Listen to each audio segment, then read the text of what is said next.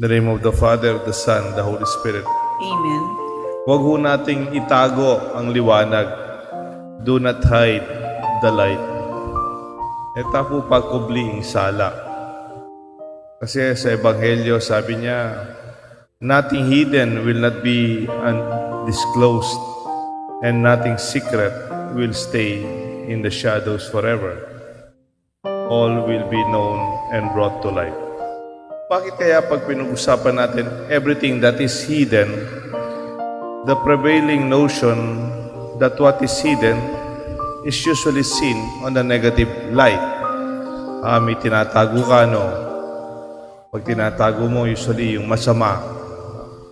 Or in the gospel, what is hidden represents actually the light from the lamp.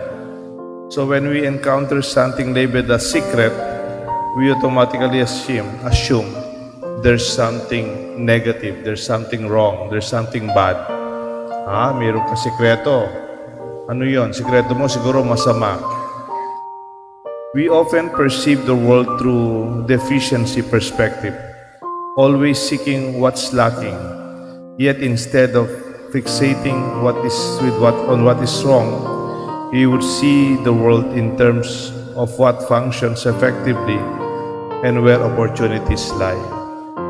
Pag sinabi natin kasing nakatagong sikreto, masama ang inisip natin. Pero dito sa Ebanghelyo, wala naman siyang sinasabing masama sa mga nakatago. Ang sinasabi lang niya, yung nakatagong liwanag. Light a lamp and never conceal it with a vessel or under a bed. Rather place a lamp on a lampstand so that those who enter may see the light.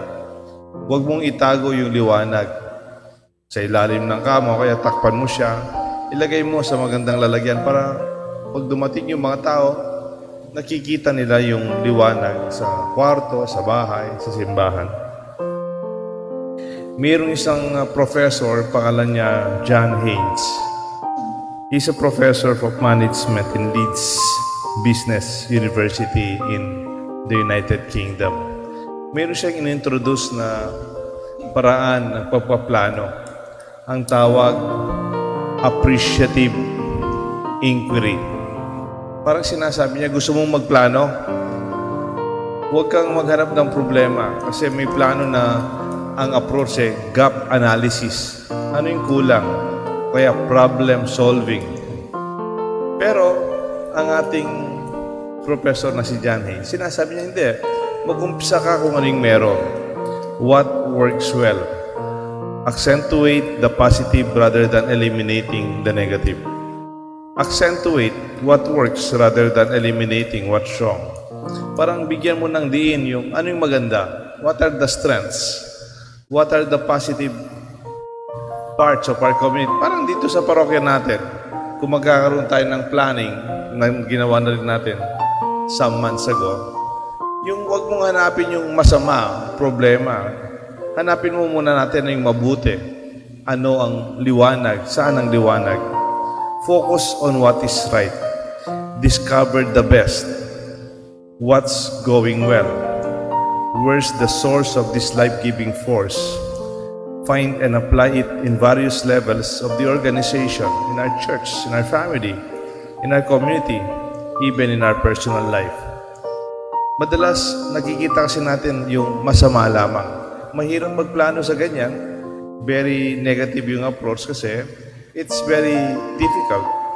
Halimbawa, kunyari yung sa human resource, HR, pag may umaalis na kasama sa trabaho, kunyari nag-resign ka, o kaya ayaw mo na magtrabaho, mayroon silang tinatawag na exit interview. Tatanungin ka ng human resource officer, bakit ka umaalis? Bakit ka na nagre-resign? Siguro sasabihin mo, maghahanap ako ng mas mataas na sweldo. Kaya sasabihin mo, mag-a-abroad ako. O kaya sabihin mo, walang kasama yung mga bata. Sa bahay na lang ako. Yun yung dahilan bakit sila umaalis. Pero yung appreciative inquiry, itatanong niya hindi lang yung mga umaalis kung bakit sila umaalis. ang tatanungin niya yung mga nagdesisyon na manatili. Siguro tatanong nila, why did you remain? Ikaw, ba't di ka umalis? What makes you remain? What drives them with their enthusiasm to work for the organization? What is your motivation for staying? Pag nalaman mo yung dahilan, mas lalo nating gamitin to, pating gawing mas matingkad para sa mga susunod na miyembro ng organisasyon. Halimbawa, sasabihin, kaya po ako nananatili kasi dito sa grupo natin, talagang totohanan yung trabaho. Marami tayong kasamang masipag at naniniwala ko sa misyon ng ating opisina. Those positive highlighted reasons would accentuate motivation for the rest. A confident father, minsan po, may kukwento ako sa inyo, mayroong isang tatay, kasama niya yung kanyang anak, nakasakay sila ng tren, pauwi sa probinsya, kung saan lumaki ang tatay niya. Halimbawa, nasa Makati sila, nasa Quezon City sila, tapos sasakay sila ng tren, pauwi ng, halimbawa, sa Cagayan Valley, sa malayong lugar, sa norte, ganun, parang example lang to. Tapos yung bata, nag-enjoy siya sa tren. Kasi ang dami niya nakikita mga bahay, mga farms, mga eskwelahan, mga building. Tapos nung malapit na sila sa mga bundok-bundok ng train path, biglang nagdilim. Biglang natakot yung bata, biglang parang nag-brown out sa tren. Kasi yung tren, pumasok sa ilalim ng bundok yung tunnel, no? A big mountain, and then underneath, pumasok doon yung tren, parang shortcut. And then yung bata nanginig, hindi niya alam gagawin niya. Kaya kinanap niya yung tatay niya, tapos nag-embrace sa tatay niya, no? Talagang takot na takot.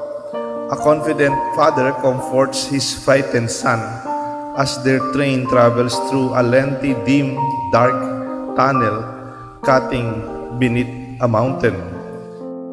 The father assured his son by saying, "Don't worry. Do not be afraid. The light at the end of the tunnel is coming. There is light at the end of the tunnel." Huwag kang matakot kahit madilim ngayon. Pagkatapos nito, may liwanag. Ito siguro dapat yung pag-usapan natin. Hindi lang yung madilim, pero yung darating na liwanag, naghihintay sa atin at the end. And then we ask, what works well? What is the positive side of the problem? Do not hide the light. Proclaim the good news. We are children of the light. Napansin nyo nung tayo nabinyagan, may picture ka nung binyagan, yung mga magulang mo tsaka ninong-ninang may dalang kandila. Sinasabi ikaw ay anak ng liwanag. Hindi ka anak ng dilim. No? That's why wherever there are problems, we bring the light. Let us not contribute to further confusion and darkness and anger or negativity. Kahit sa ating simbahan naman, naniniwala tayo sa mabuting balita.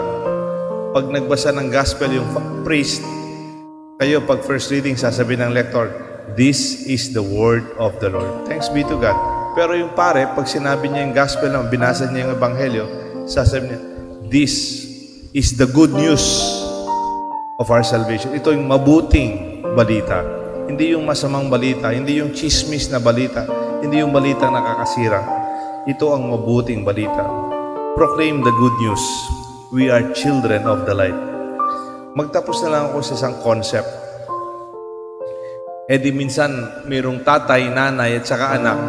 Yung anak nila, babe, medyo siguro grade 2, grade 3. Kumakain sila sa bahay nila. Kaya lang sa bahay nila, dun sa may lababo, yung lababo mayroong bintana. Yung sa may lababo, mayroon silang ornamental plant. Kaya lang yung ornamental plant nila na sa loob ng kanilang bahay, parang yung water plant. So nakababad yung water plant, tapos mayroon siyang wood, no? Napansin ng bata, yung water plant, yung kanyang tip, pumapasok o lumalabas doon sa may bintana. Kasi maliwanag doon, no? Sabi nung bata habang kumakain sila, "Papa, Mama, The plant is escaping. Tumatakas yung halaman kasi lumalabas. Tapos sabi ng tatay, no, the plant's not escaping. It is just looking for the light, the sun, the source of his life. Alam nyo, merong ano yan, merong principle yan. Ang tawag sa principle, heliotropic. Can you repeat that? Heliotropic. Heliotropic principle means all living things. Hindi lang yung halaman, hindi lang yung water plant. All living things. Tayo, all systems, yung mga sistema ng gobyerno, sistema ng simbahan, sistema ng organization, all living organisms, different organizations, yung organization ninyo sa simbahan, they all gravitate towards that gives them life.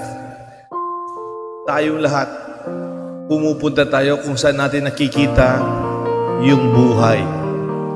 Saan man yan. That's why plants grow towards the light. Persons gravitate where they are inspired, not nourished and guided.